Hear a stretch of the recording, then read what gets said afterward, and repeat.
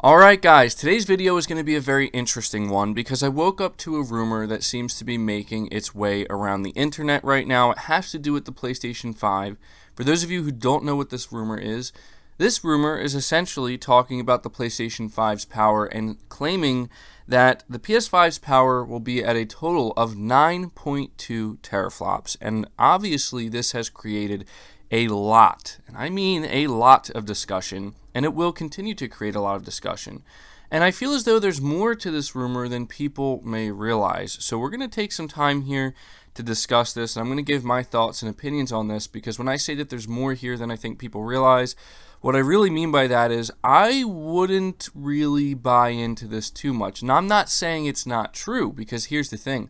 I do think it's true, but I think there's more to it, and so I'm going to explain to you exactly what I mean by this. Now, before going any further, as I always have to say with these types of videos, does power matter? Yes, it does. Power matters to the extent that if you are a consumer, if you are a gamer who's looking to upgrade, you want to see that difference. If you're going to pay $400 or $500, however much it may be, you want to ensure that you're going to be getting your money's worth. So in that case, yes, power matters. We want to see a very significant upgrade from the PS4 Pro to whatever the PS5 is. That's just the fact of the matter. Now, how much will power matter in terms of the Xbox Series X versus the PlayStation 5? We are going to have to see about that. All signs are pointing to the Xbox Series X hitting 12 teraflops right now. So obviously, if the PS5 ends up being 9.2 teraflops, that could be a bit of a problem. But where does this rumor come from? Well, apparently it comes from an individual on Twitter that goes by the name Rogame, and I actually looked into this a little bit, and they basically broke down everything, or at least most of what we assume to be or we know is going to be in the PS5. Keep in mind, not much of this is actually confirmed yet. Sony has yet to confirm a lot of these specs outright, but we are going to find out hopefully in the coming months. And they did some math, and what it came down to is 9.2 total teraflops. Now, this isn't just coming from anywhere. This individual Rogame, if you look into it, apparently they are somewhat credible. They have been known to be like an AMD insider. So this is really what has got a lot of people, I guess you could say, spooked, and suddenly people are now panicking. Well, let's first discuss the possibility of this being true. If this was true, if the PlayStation 5 really ended up being 9.2 teraflops and the Xbox Series X ended up being 12 teraflops, what does that mean for the PS5? Does that mean that it's going to be using like older architecture?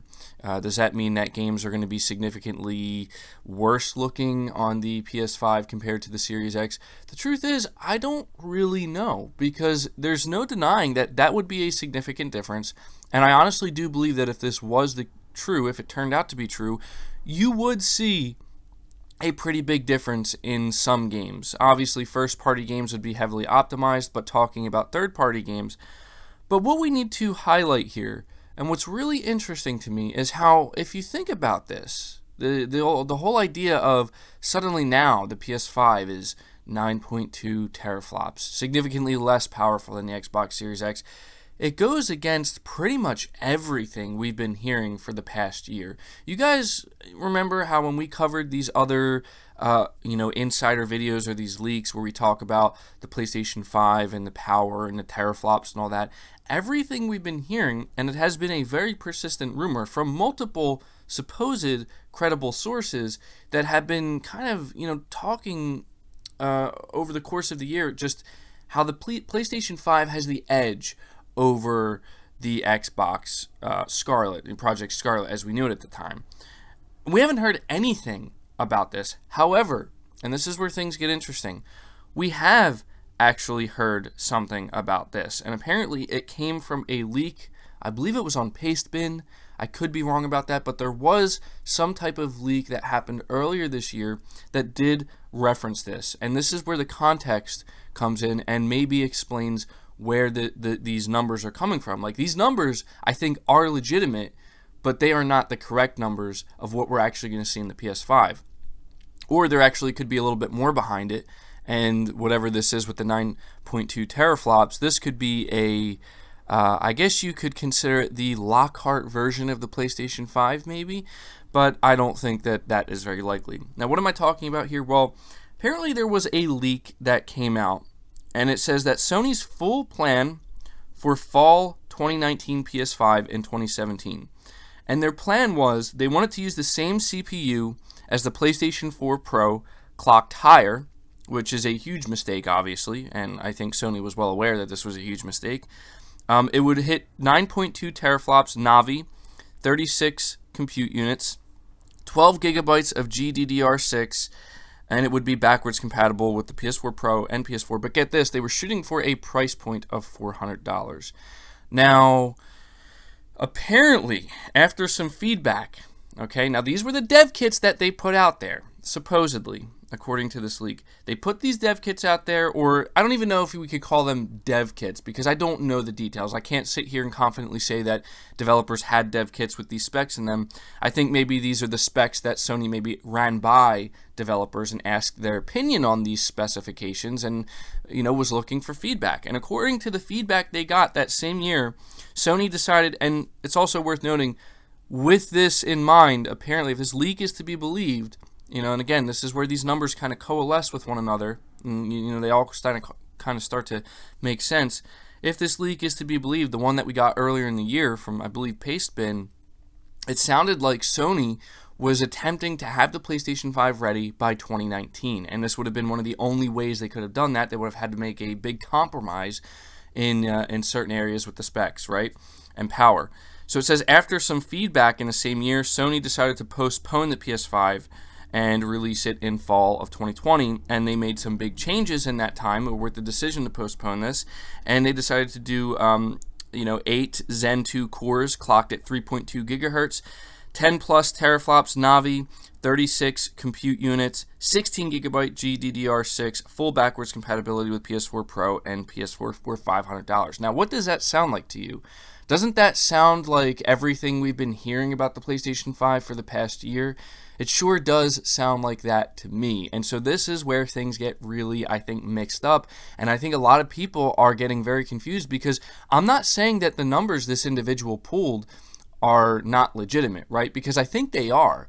But when you start to look into this a little bit further, you start to realize that Sony's plans for the PS5 changed over the course of over the last 3 to 4 years.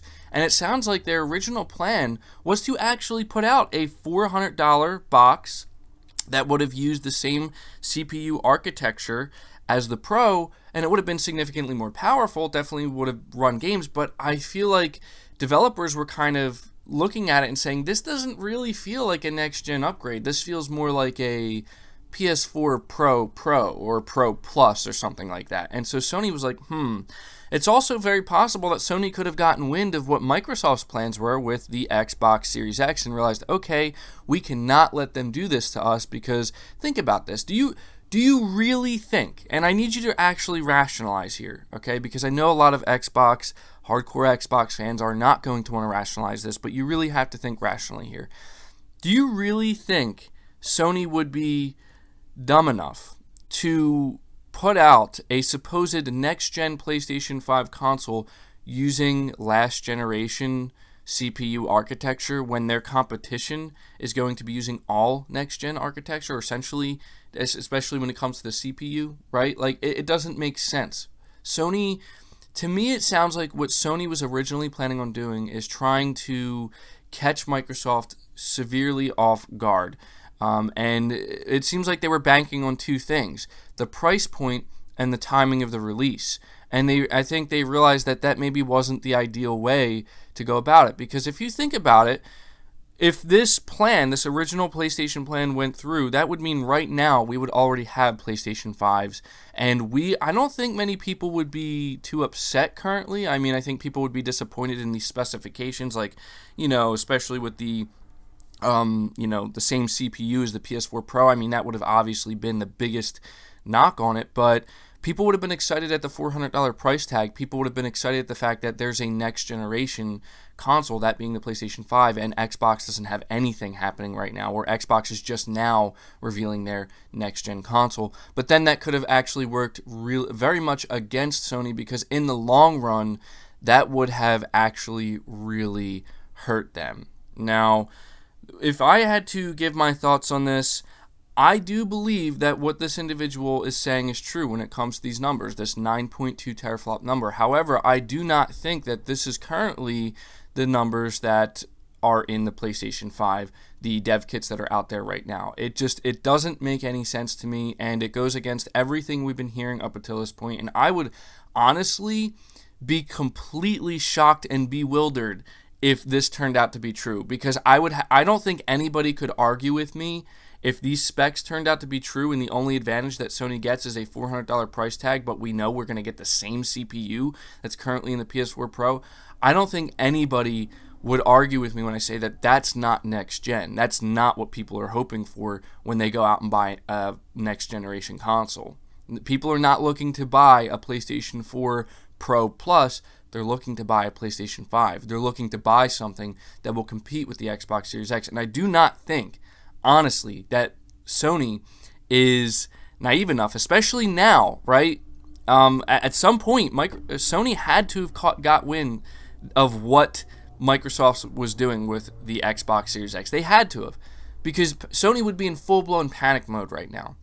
The only thing, if this were to be true, right, if we find out 2 months from now that the PlayStation 5 is 9.2 teraflops, and we find out that the Xbox Series X, well, we already know it's pretty much borderline like 12 teraflops of power, the only thing that could potentially save Sony at that point, and I don't think it would, is, well, I mean, maybe it would, it's hard to say, is that $400 price tag. But I'm telling you, the second people found out that it has the same CPU as the PS4 Pro, I mean, people would lose their minds, and rightfully so, because that's not next gen. That is not a next gen console, right?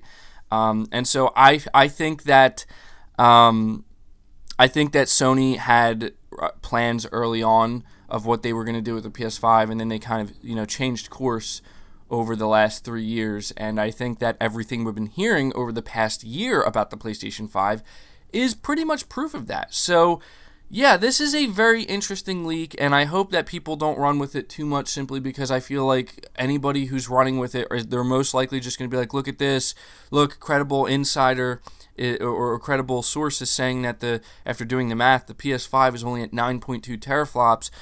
Good luck now against the Xbox Series X, and it's going to be using last generation tech in it.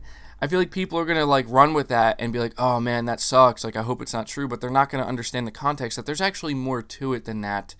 You have to look at the context here, and the context pretty much tells you that this number is a real number, but it was Sony's original plan for the PlayStation 5, not the plan they ended up going with in the end, and that's not the number we're going to see when we get the final specs for the PS5. Now, I want to say one last thing before ending the video here. I could be wrong, okay? And I could be just as wrong or right as this person who's putting out these numbers. The truth is, none of us really know. There are people who know, but they're not allowed to reveal the info yet. And so I'm just putting my 2 cents out here. I'm just trying to make sense of this and why, where would this number suddenly come from? And this is what makes the most sense to me. So if you're panicking over the idea of the PlayStation 5 being 9.2 teraflops and being significantly less powerful than the Xbox Series X, I don't think that's likely. I also did mention earlier in this video the possibility of Sony doing maybe their own Lockhart version or less powerful version of the PS5. In other words, a regular base model PS5 and then the PS5 Pro. That could potentially be something that Sony is doing, but here's the thing. I don't think that makes sense, because why would they use the PlayStation 4 Pro CPU in that? It wouldn't make sense. I mean, that's where you're going to see the biggest next generation boost, right? At least in my opinion. Anyway, that's one of the areas, so it wouldn't make too much sense for them to do that. However, it could still be something that Sony is contemplating doing, or I'm sure their plans are set in stone right now, so I wouldn't expect that, but it's just kind of some food for thought there. But anyway, that's going to do it for the video, guys. I'm going to be really interested to see what you guys have to say about this down in the comments below. Be sure to leave your thoughts on it. Do you believe this leak? And if so, do you think that what I had to say here makes a lot of sense as to where this number could be coming from? Or do you think that we are in fact going to see a PlayStation 5 that ends up being 9.2 teraflops stacked against an Xbox Series X that's closer to 12 teraflops? Yeah, going to be interested to see what you guys have to say. Keep it clean. Be sure to like the video if you enjoyed it. Really helps it out. Lets me know you guys enjoy the content. Subscribe to the channel if you're new and haven't already. Hit the bell notification icon so you never miss an upload, and feel free to share the video out on top of all that. But until next time, guys, take care.